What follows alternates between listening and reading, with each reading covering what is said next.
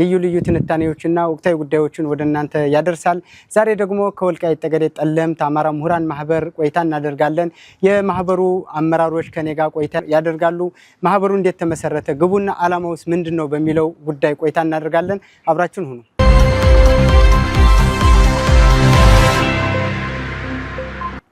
መልካም እንግዲህ ለቃለ መጠይቅ ፈቃደኛ ስለሆናችሁ በጣም እጅግ አድርጌ ላመሰግናችሁ ፈልጋለሁ። እኛም ከልብ እናመሰግናለን። መልካም መጀመሪያ በትውውቅና እስኪ እንጀምር። መልካም እኔ ስሜ ዶክተር ገሰሰ ወንድም ባላለው የወልቃይት ጠገዴ ጠለምት አማራ ምሁራን ማህበር ዋና ስራ አስኪያጅ። እሺ መምህር ደረጀ ማሞ ባላለው በወልቃይት ጠገዴ ጠለምት አማራ ምሁራን ማህበር ምክትል ስራ አስኪያጅ ነው።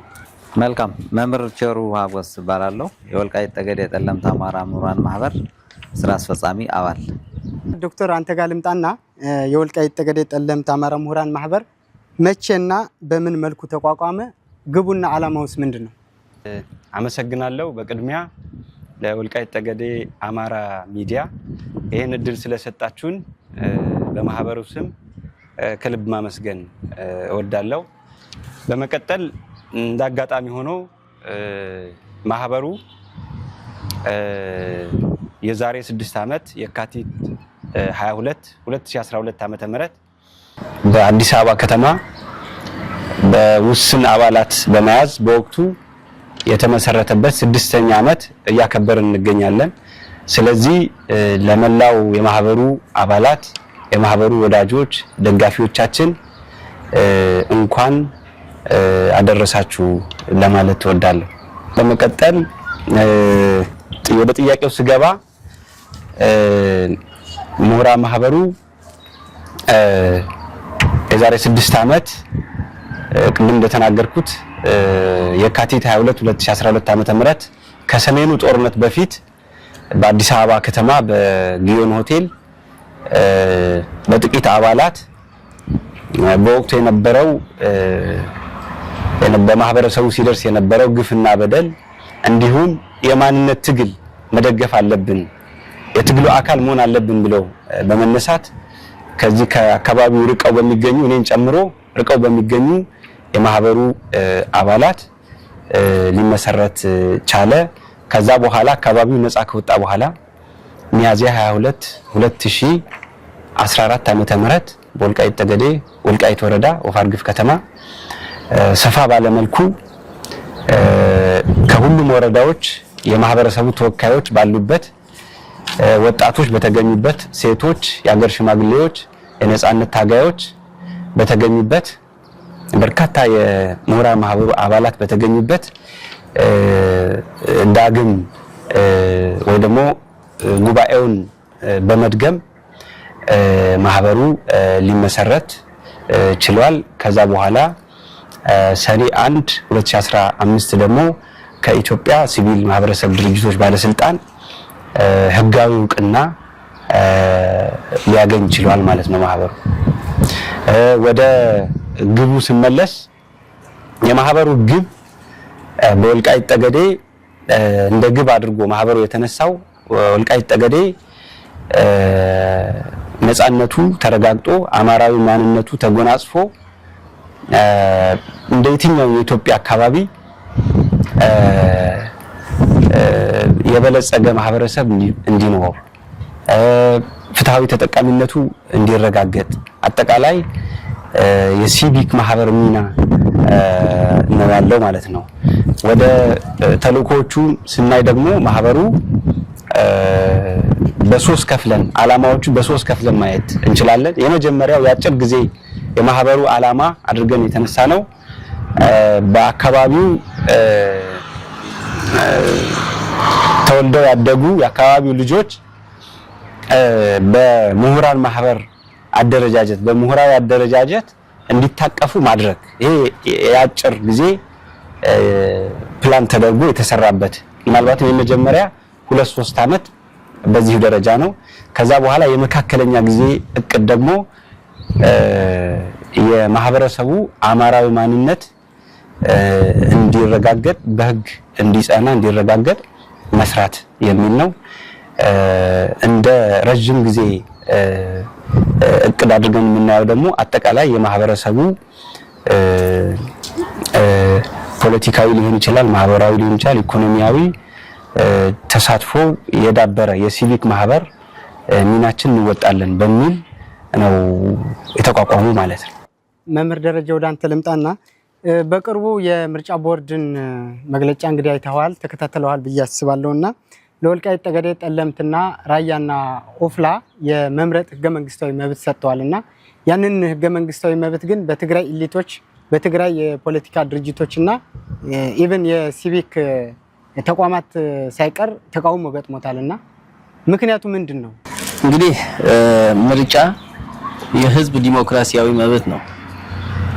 ስለዚህ የምርጫ ቦርድ የወልቃይት ጠገዴ ኦፍላ እንዲሁም የራያ አላማጣ የጠለምት እነዚህ አካባቢዎች ከትግራይ ክልል ተነጥሎ ተወካዮቻቸው እንዲመርጡ ያደረገው አካሄድ በእኛ በኩል የሚደገፍ ነው።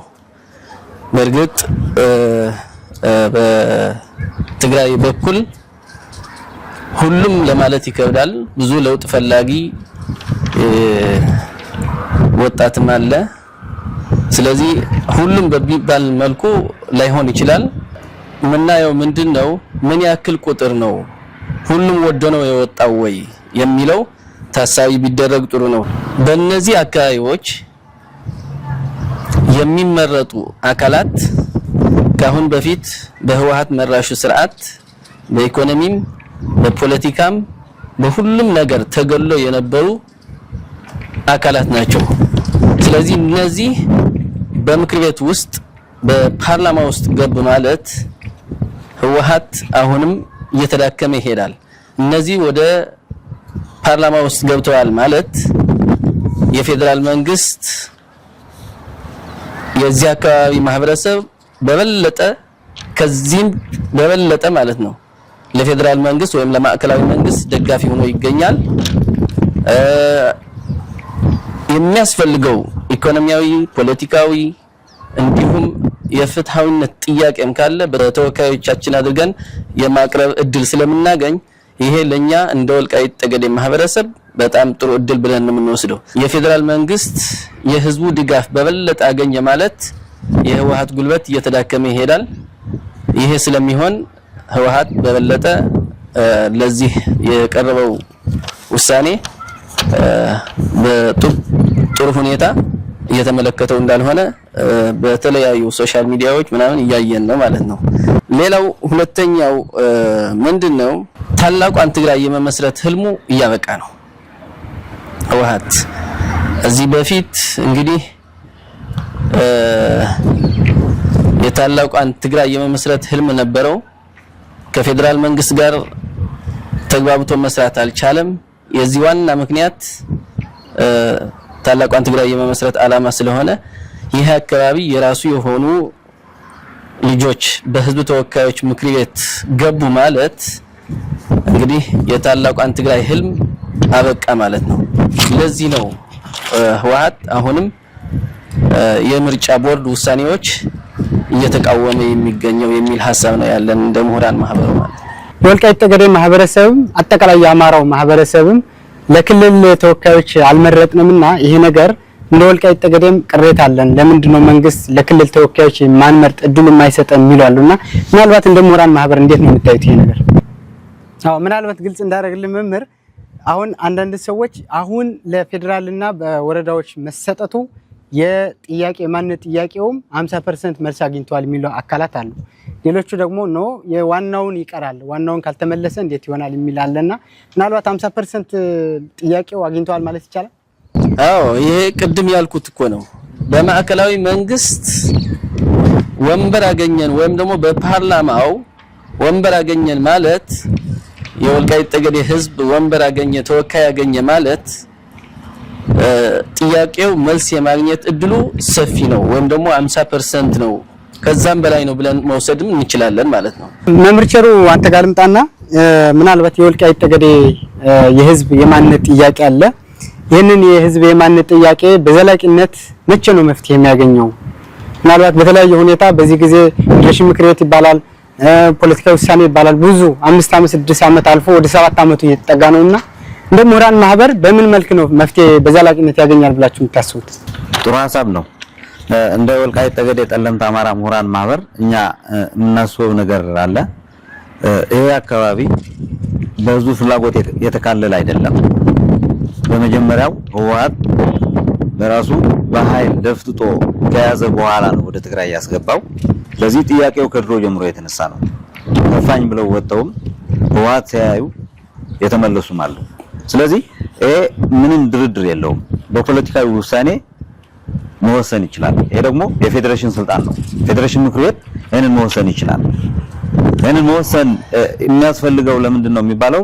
አሁን አካታች አልነበረም። ህዝብ ተሰብስቦ የህዝቡ ፍላጎት አሰፋፈር አልነበረም። የተከለለው የወያኔ የራሱን ፍላጎት ነው እንጂ የህዝቡ ፍላጎት አልነበረም። የህዝቡ ፍላጎት እስካልሆነ ድረስ ፌዴሬሽን ምክር ቤት ይሄን ስልጣን አለው። ይሄንን አይቶ መወሰን ይችላል። በ2013 ዓመተ ምህረት የህግ ማስከበር ዘመቻ ሲካሄድ ነባሩ ህዝቡ የትም አልተፈናቀለም። የሚጠይቀው ጥያቄ ስለነበር በደስታ ነው የተቀበለው። እነሱ ግን አገራቸውም ስላልሆነ በሰፈራ መልክም ስለመጡ ወደ ነበርበት ተመልሰው ወደ ትግራይ ሄዷል። እንደ ምሁራን ማህበር ያስቀመጣችሁት ሐሳብ አለ። ግን ይሄንን አሁን ያልከኝን ሐሳብ ሌሎች ኢትዮጵያውያን የፖለቲካ ድርጅቶች አጠቃላይ የምሁራን በሌሎች አካባቢ ያሉ የወልቃይት ጠገዴ ማህበረሰብ ይሄንን እንደሆነ ምሁራን ማህበሩ በዚህ ልክ አስረድቷል ብሎ ማለት ይቻላል? አዎ ግልጽ እኮ ነው። ይሄ እኮ በተለያዩ ምሁራን ታሪክን የሚያውቁ የታሪክ ዳራ ሁሉ ነገር የወልቃይት ጠገዴ ጠለምት ጎንደር እንደነበር ይታወቃል። ታሪክም ይነግረናል። መቼም ከመቼም ወደ ትግራይ ተካለው ያቀም ታሪክም ብንመረምር ማለት ነው። ይሄ እስከሆነ ድረስ ደግሞ የግድ ፖለቲካዊ ውሳኔ ያስፈልገዋል የምንለው ለዚህ ነው።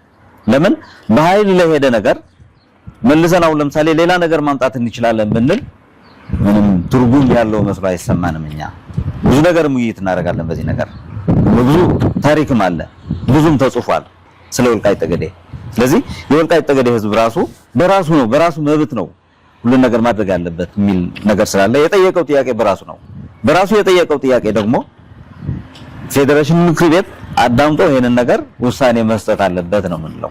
የወልቃይት ጠገዴ ህዝብ እንግዲህ በምን አኳኋን ወደ ትግራይ እንደተካለለ ይታወቃል። በጉልበት መሆኑ ግልጽ ነው።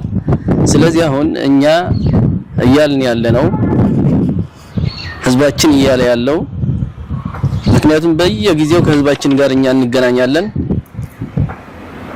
አንደኛ ፌዴሬሽን ምክር ቤት የመወሰን አቅም አለው ወይም ደግሞ መብት አለው።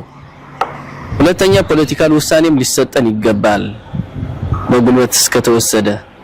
የወልቃይት ጠገዴ ህዝብ ታሪኩ ምንድነው የሚሉ ብዙ ሐሳቦች ይነሳሉ። የናንተም ማህበር ጨምሮ ሌሎች የታሪክ ሰዎች ደግሞ የወልቃይት ጠገዴ አማራ ነው በትግራይ ግዛት ሆኖ ያቅም ይላሉ። በአንጻሩ የትግራይ ኃይሎች ደግሞ የትግራይ ኤሊቶች ደግሞ የወልቃይት ጠገዴ ህዝብ ትግራይ ነው አገሩን በትግራይ ተዳድሮ ያቃል ይላሉና የወልቃይት ጠገዴ ህዝብ ማንነቱ ምንድነው? እንግዲህ ታሪካዊ ዳራውን ስንመለከት ግልጽ ነው፣ የሚያሻማ አይደለም። በነገራችን ላይ የተለያዩ ጸሐፊያን በተለያዩ ጊዜ ወደ ኢትዮጵያ የገቡ የጂኦግራፊ፣ የሚሽነሪ፣ የሃይማኖት አሳሾች የተለያዩ መጽሐፍቶች አሉ። እነሱ መመልከት ይቻላል። እንዲሁም ደግሞ የሀገር ውስጥ ጸሐፊያን ደግሞ የጻፏቸው የተለያዩ መጽሐፍቶች አሉ። ስለዚህ አሁን ለምሳሌ የነ ጄምስ ብሩስ መጽሐፍ የስኮትላንዳዊ የጻፈው ወደ 5 ቮሊዩም ያለው መጽሐፍ ብንመለከት ትግሬ የሚለው ከየት እስከ የት እንደሆነ ከተከዜ ምላሽ እንደሆነ፣ አማራ ደግሞ ከተከዜ ጀምሮ ያለው እስከ አባይ ሸለቆ ያለው አካባቢ እንደሆነ በግልጽ ተጽፎ የምናገኘው ነገር ነው ማለት ነው።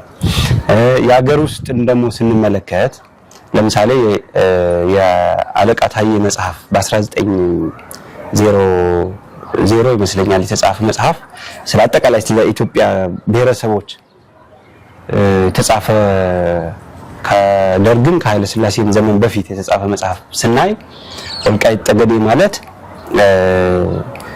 የከለው ዘር እንደሆነ ከለው ደግሞ የአማራ የዘር አባት እንደሆነ ብለው ነው በግልጽ ከለው ወልቃይት ጠገዴ አባት እንደሆነ አድርገው ነው ያስቀመጡት ማለት ነው።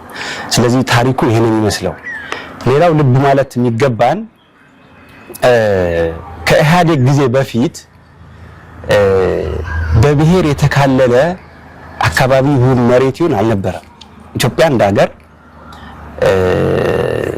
ረጅም ዘመን ያላት ሀገር ናት። ስለዚህ ከ1984 ዓመተ ምህረት በፊት የዚህ ብሔር ክልል የሚል ነገር አናገኝም ማለት ነው። ምን ለማለት ተፈልጎ ነው? አሁን ለምሳሌ አማራ የሚባለው ክልል ህወሓት ነው የፈጠረው ብለው የትግራይ ልሂቃን ክርክር ወይ ደግሞ ሙግት ያቀርባሉ። ትግራይ የሚለው ክልልም ህወሓት ነው የፈጠረው። ትግራይ የሚለው የትግራይ ብሔር የሚባለው ክልል ህወሓት ነው የፈጠረው።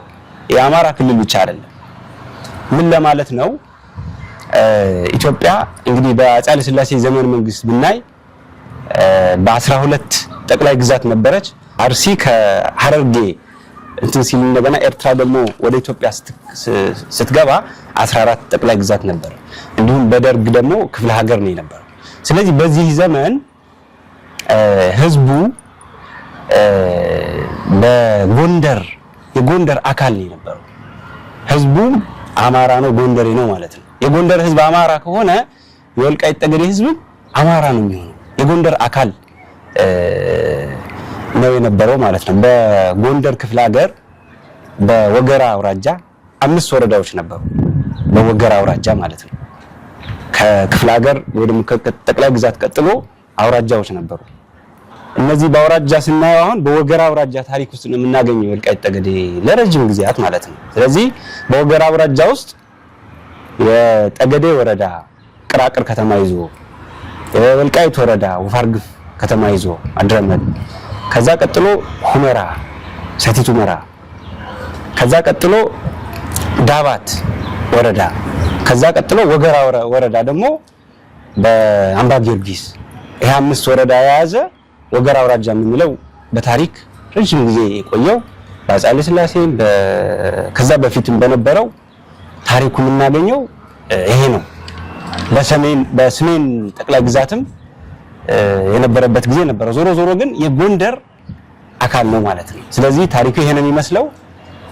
ይሄ ብሔር አከላለል ደግሞ ከ1984 ዓመተ ምህረት በኋላ የመጣ ነው ማለት ነው። ስለዚህ ማህበረሰቡ እዚህ ላይ አያይዘን ማንሳት ያለብን ማንነቱን ህዝቡ በህይወት አለ፣ ስለ ታሪኩ ስለ ራሱ ይሄ ማህበርም መመስከር ይጠበቅበታል እና ታሪኩ ግልጽ ነው። እንግዲህ ህወሓት 4 ኪሎ እያለ ነው ይሄ ህዝብ አማራ ነኝ ብሎ ጥያቄ ያቀረበው ማለት ነው።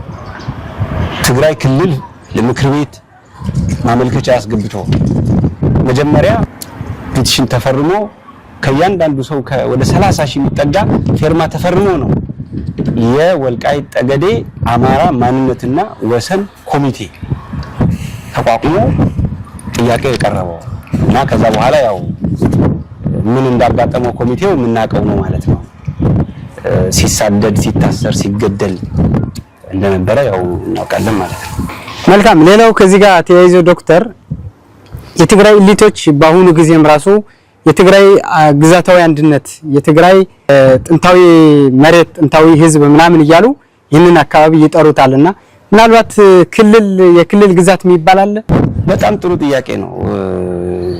እነሱ እንደዛ ብለው ያነሳሉ። ምንድነው አንደኛ ሉዓላዊ ሶቨርን የሆነ ሀገር ማለት በዓለም አቀፍ እውቅና ያለው በዩናይትድ ኔሽን የሚታወቅ ከሌሎች ሀገራት ጋር የሚገናኝ ሉዓላዊ ሀገር ማለት እሱ ነው። ከዛ በመለስ አንድ ክልል ሉዓላዊ ክልል ወይ ደግሞ ሉዓላዊ ግዛት ሊኖረው አይችልም ባጭሩ ማለት ነው። አሁን የትግራይ ሉዓላዊ ግዛት የሚባል የለም። የኢትዮጵያ ሉዓላዊ ግዛት ነው ያለው። ግን በእነሱ ቋንቋ እንናገር ካልን በ1984 ዓመተ ምህረት ደግሞ የጎንደር ሉዓላዊ ግዛት ነበር ብለን ነው እኛ ደግሞ የምንከራከር። እንደዛ ከሆነ ማለት ነው የጎንደር ሉዓላዊ ግዛት ነበረ ብለን መመለስ እንችላለን። ስለዚህ ግን ይሄ ኤግዚስት ስለማያረግ ነባራዊ እውነታን ስለማይገልጽ እንደ ሀገር የኢትዮጵያ ሉዓላዊ ግዛት ነው ያለው። ስለዚህ ቅድምም ወንድሞቼ ሲገልጹት እንደነበረ እዚህ አካባቢ ላይ ህወሓት ለ30 ዓመት ሲገዛ በሶስት መልኩ ህዝብ አስፍሯል። አንደኛ ከሱዳን በ77 ዓመተ ምህረት ድርቅ ተሰደው የነበሩ እንዲመለሱ አድርጎ ሲመለሱ ከዚህ እንደተፈናቀሉ ነው በዓለም አቀፍ ተራድኦ ድርጅቶች ገንዘብ በዩኤን ጂፒ ገንዘብ እንዲቋቋሙ አድርጎ ያሰፈራቸው አሉ። በአሃዝ እኛም ጥናታዊ ጽሑፍም አለን በዚህ ዙሪያ ማለት ነው። አንድ ይሄ። ሁለተኛ 1984 ዓመተ ምህረት የህወሓት ምልስ ታጋዮች የተቀነሱ በወቅቱ አሁን ዲዲአር ተሰርቶ አንድ ትልቅ መንደር ዲቪዥን የሚሉት ወይንናት የሚባል የነበረ ቦታ ስሙን ቀይረው ዲቪዥን በሚባል አስፍረው ቁጥራቸው ከ20 እስከ 30 ሺህ ቢጠጉ ሰው አስፍረው ነበር። ሌላ ሶስተኛው መንገድ የነበረው ምዕራብ ትግራይ የሚባል ዞንም አልነበረም። በነገራችን ላይ ከኢትዮ ኤርትራ ጦርነት በኋላ ነው የተፈጠረው እና ይሄንን ዞን ሲያቋቁሙ መጀመሪያ ምን አደረጉ? ህዝብ አሰፈሩ። በድርቅ በድራውት ፕሪቬንሽን ፕሮግራም በሚባል ህዝብ አሰፈሩ። ከትግራይ ከተለያዩ ቦታዎች ከአድዋ፣ ከተንቤን፣ ከሽሬ ይሁን ከተለያዩ ቦታዎች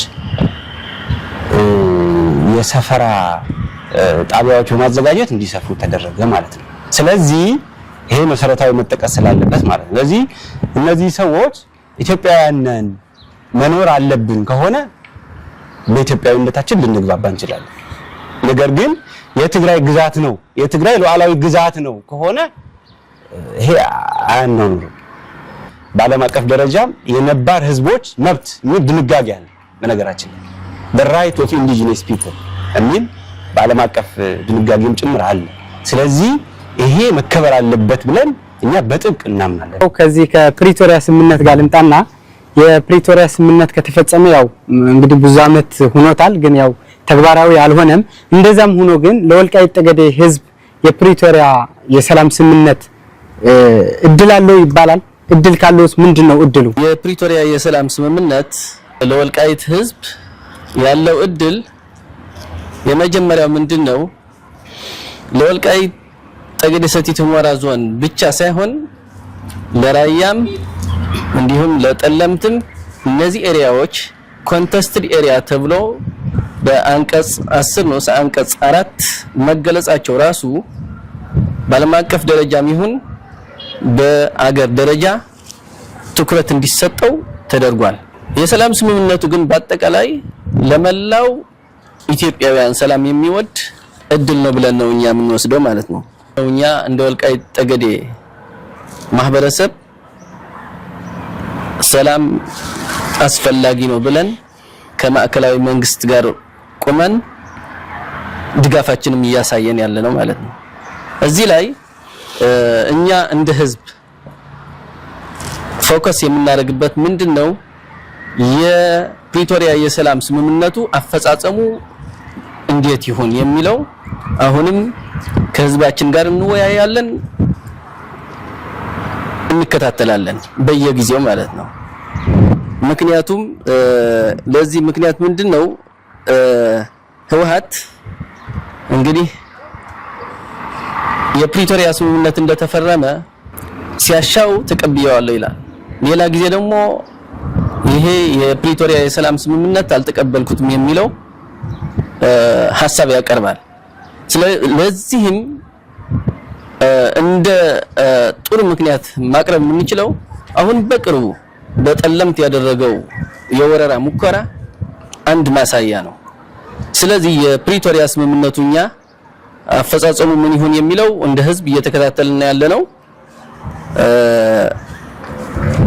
ይህንን ሰላም በመጣስ ወረራ ፈጽማለሁ የሚል በኃይል ወረራ ፈጽማለሁ የሚል አካል ከመጣ ደግሞ ህዝባችን ነፃነቱን ለመጠበቅ አስፈላጊ የሆነ መስዋዕትነት ከመክፈል ይሄዳል ማለት ነው። ምክንያቱም እኛ ያገኘነው ነፃነት መልሰን እንዲወሰድ አንፈልግም።